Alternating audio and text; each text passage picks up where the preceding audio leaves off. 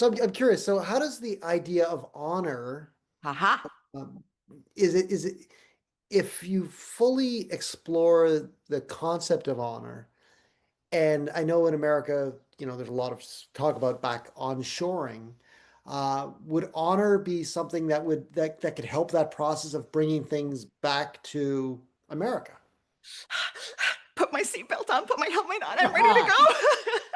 Okay, so the thing is that we have become complacent because we trust, as Americans, we are a trusting society in that we think that the regulators, the compliance, inspectors, and there aren't any.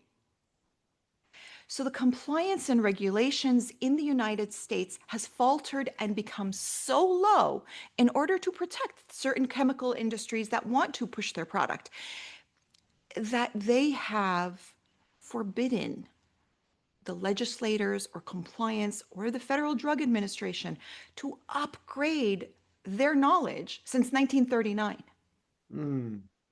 So they are still maintaining this playbook of industry regulations with information that is outdated, not really humane, not really honorable, not really conducive to protecting our population here in the United States and abroad if we want to export.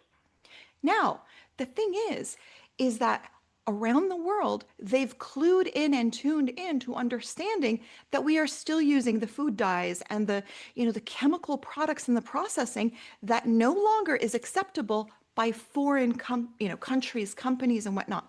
So when I go into these sessions to speak about this, people are shocked that, wait a minute. So if I'm in compliance, I am at this bare minimum, this legal that isn't humane, that isn't honorable. So that's where I come in and I shock value them. And I say, look, this is where it's at here in the United States. This is where the rest of the world is. Where are you going to be? Activate your code of honor.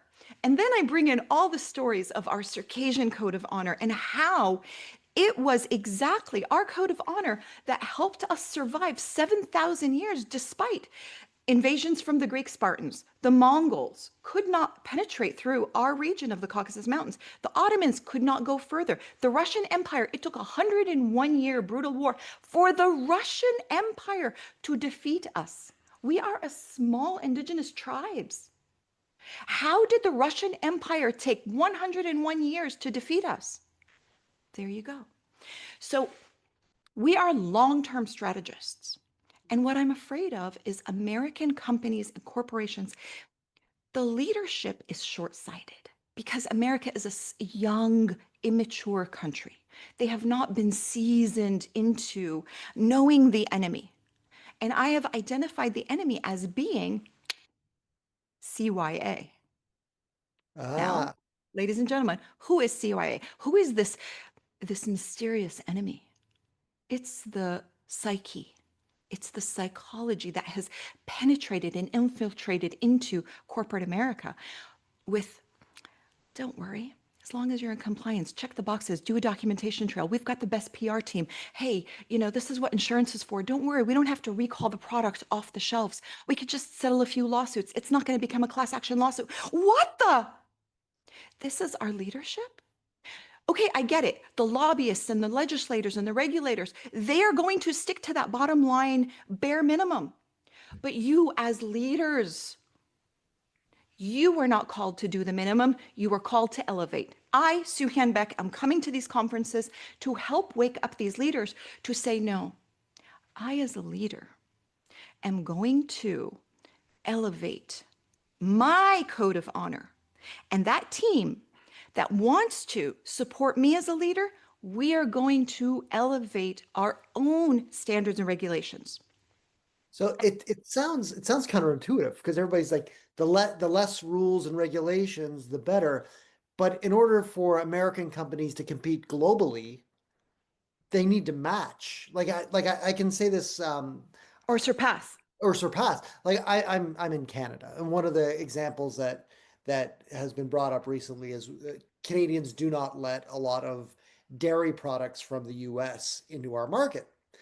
and it's all because of the additives, and because Europe and Japan doesn't let our meat go in there. because the additives and the hormones that it's not, it's all banned in all these countries. So the whole idea of honor isn't just an internal feeling. It's if you want to succeed internationally and globally, you don't do the bare minimum in America. You need to be kind of a global leader on best practices.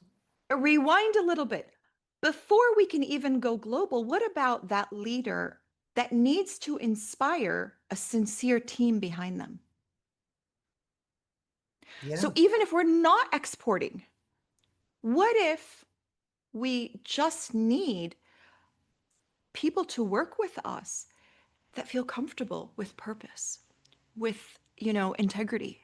This new generation, oh, they want integrity. They want purpose. So they're not going to buy in to the sleaze bag leaders anymore that are just CYAing their way through.